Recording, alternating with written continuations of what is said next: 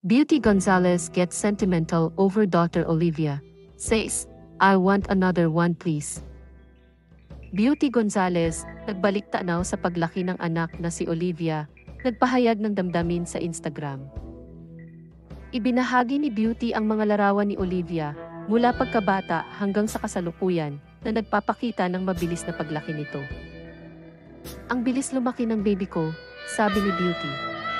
"Nami-miss ko na ang chubby cheeks niya. Nagbiro pa ang aktres, gusto ko na ng isa pa." Ikinasal si Beauty kay Norman Crisologo noong 2017 at si Olivia Innis ang kanilang nag-iisang anak. Si Olivia, kilala sa kanyang mga larawan na parang supermodel, lip-sync videos, at pagiging kaakit-akit na selosa.